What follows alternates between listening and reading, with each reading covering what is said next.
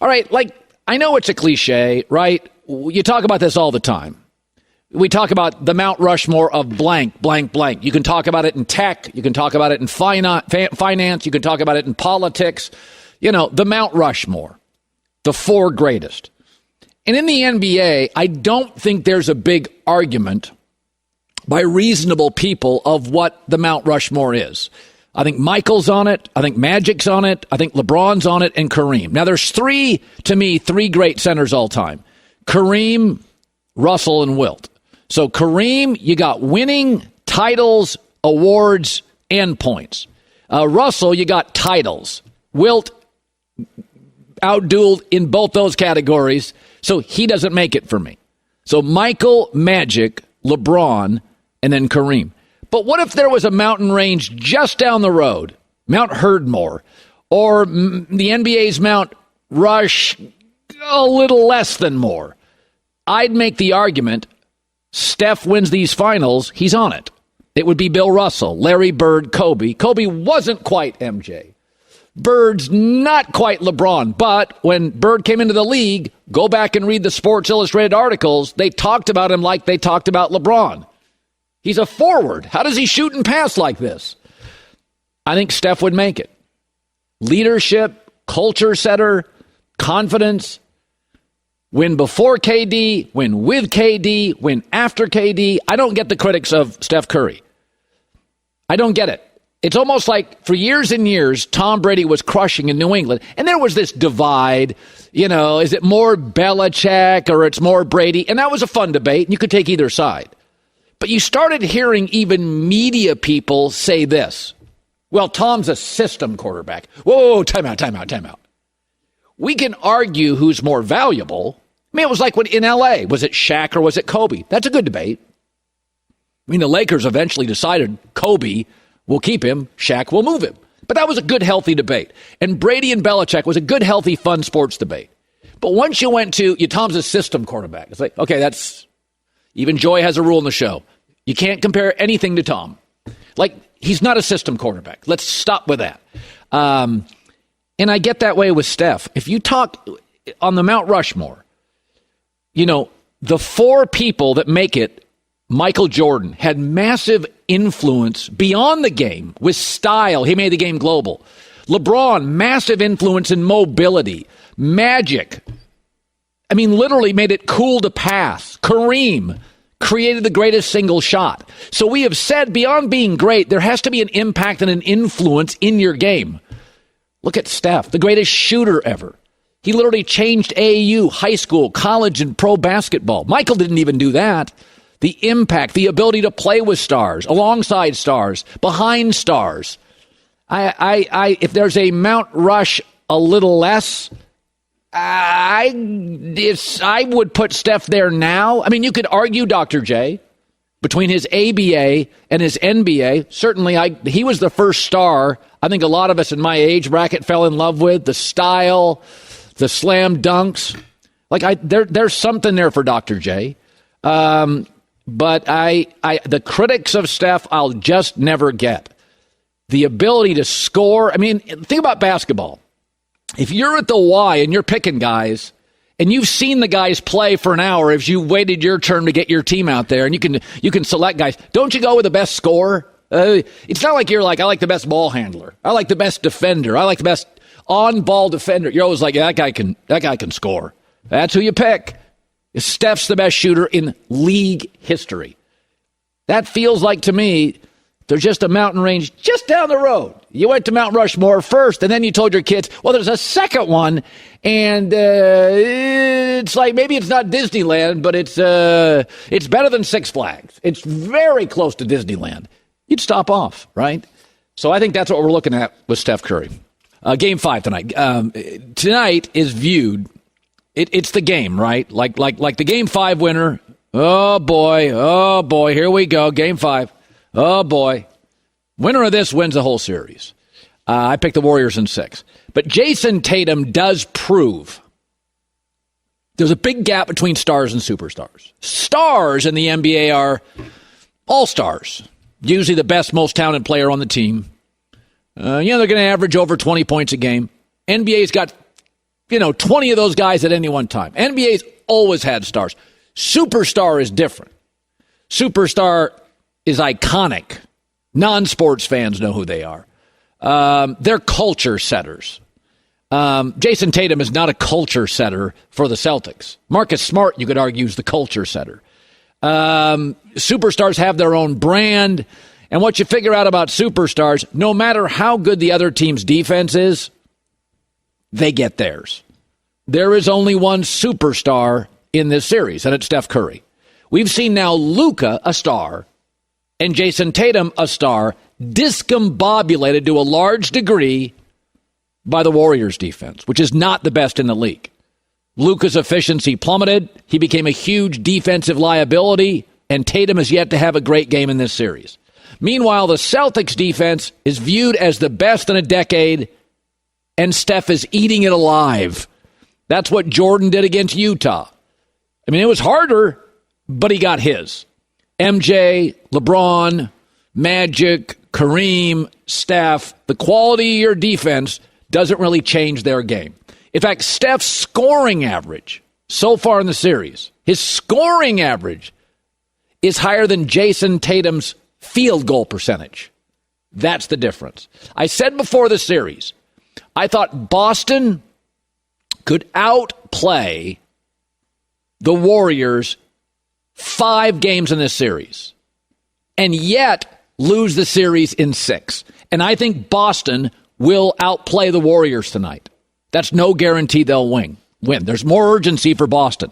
They will play a great basketball game tonight. I am convinced of that. But they will shrink potentially because that's what they do, and that's kind of what their leader's done. If you watch the Warriors, they play loose and confident, even though many of their best players are past their prime. That's the influence of Steph. Even though all the Celtics' best players are in their prime, they get tight and have doubt. That's because Jayson Tatum has verbalized that on more than one occasion. When you watch Jayson Tatum, and I love him, I think he's a great player, but Boston was a bad clutch team. Look it up. They were one of the bottom 3 clutch teams, they have stats for that, in the NBA. And that speaks to Jayson Tatum. He shrinks. He verbalizes it. He has doubt. And when you send it out there, opposing players see it, and they're going to work hard to pull that doubt out of you. Steph never gives you any inkling that he lacks confidence. So in the biggest spots, where do you go to stop him? Tatum's starting to feel like Andrew Wiggins. Really, really talented. You can't depend on him. You're not going to depend on him in the finals. I think Jayson Tatum is going to be a star for the next 10 years. I highly doubt he's a superstar. He's even talked about this before. I'm sure that I've seen it as a huge debate. Is he a superstar? Is he not? I want to know where that came from. Like, did I tweet that? Did I ever say that I'm a superstar or, I'm on the verge? That never came from me. But it has been a big deal this last year and a half or 2 years. And I see it all the time. And there's always been a question in the back of my head. I wonder who spoke on my behalf or said that or why that was such a big deal. Game 5 tonight. I think Boston's going to play great. I think they'll have a tremendous first half. They need to play great in the first half because the Warriors tend to crush in the third quarter. But I think it's a heck of a game. Not shocked if Boston wins. But I think we've seen a clear gap between what a superstar is and what a star is. Steph and Tatum. Ric Bucher, Fox Sports, NBA, covered it since the early 90s. So I was saying to start the show today, I said there are superstars and stars. And superstars are not only, a star is an all-star, best player on a team, averages 20 a game. The league's got 20 of those guys at any one time. The difference is a superstar is you can throw anything at them. Utah had a great defense. Michael still got his. Celtics have a great defense. Steph got his. And I think that kind of separates Steph and Tatum. And Luka, to this point, we've seen Luka somewhat discombobulated. We've seen Tatum somewhat eroding. And I think this is what Tatum is, Rick, is that he's verbalized his lack of confidence. He's a really good NBA player. But if they lose this series, do we have to just acknowledge that's what Tatum is? There's no superstar here, just a really, really good player. At least for right now, Colin. It is what he is right now. And we use the term superstar way too loosely. We apply it to your point, both superstars and stars. And you are correct in terms of the difference between Steph and Tatum. And it's why I picked the Warriors to win this series, essentially, because of the guy that you're going to go to in close games. And I expect the rest of this series to be close games. So, but I don't want to dismiss or close the door on the possibility that Tatum can be more than what he has been to this point, because so much of what he's doing or the mistakes that he's making are decisions. It's the decision making. It's the boneheaded decisions that in the last game, I saw 4 or 5 of them in the first half. You simply can't have that from your best player. And so right now, it's why I don't want to put the ball in his hands or want to go into this game 5 thinking Jayson Tatum has to have this huge game. No, because when they've done that, when he's approached it that way, it means the ball's in his hand early, and he's not only getting his, but he's making decisions for everybody else. And his decision-making has been at the heart of his problems. I don't have a problem with him shooting or looking to get him shots.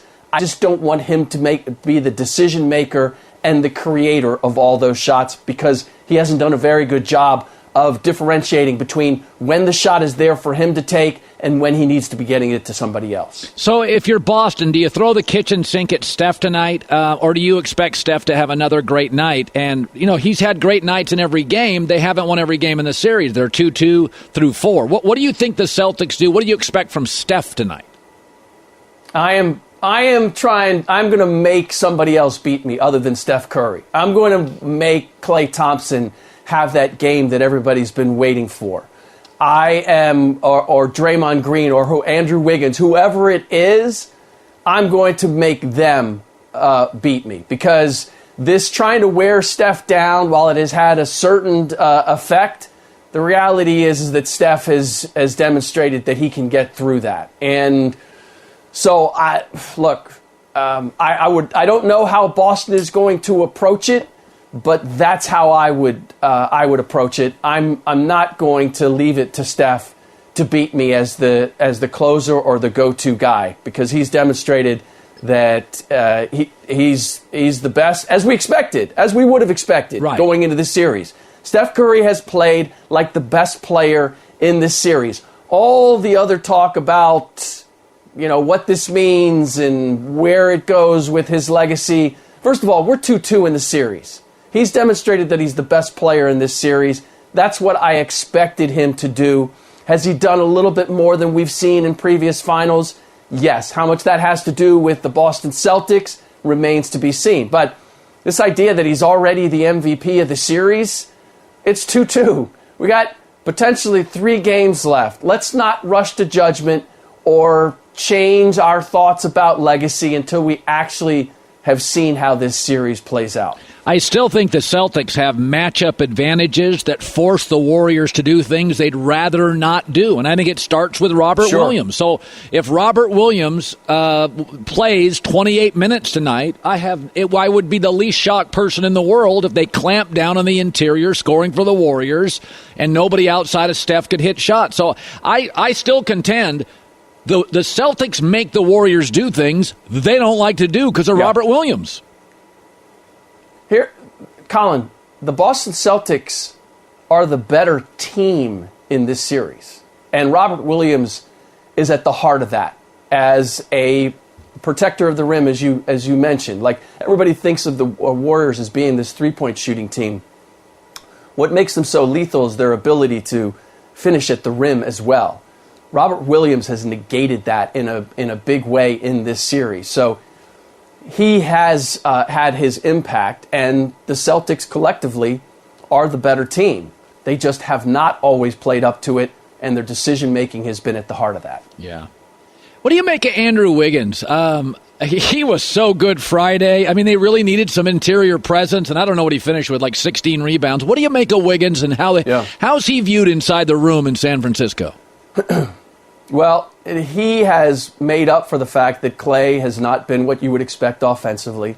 And quietly, the reason that the Warriors have still been able to match the Celtics through this series is because he's made up for what Draymond Green hasn't been at the defensive end.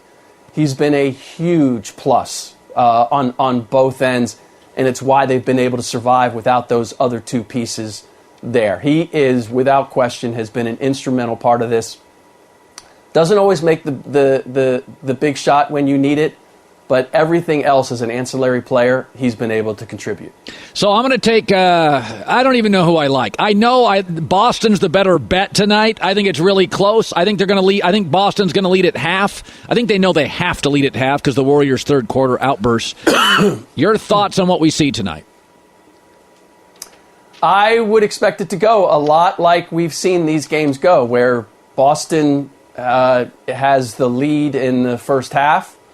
The Warriors close it in the third quarter. And then it's just a matter of whether can Boston get any separation at the beginning of the fourth quarter, or is it going to be a possession-by-possession game at the end? If it is, then I like the Warriors winning it. If Boston can go in the last couple minutes with a double-digit lead, then I think it's there for them to take. Ric Bucher, as always, Fox Sports NBA. Good seeing you, Buke. You got it, Colin.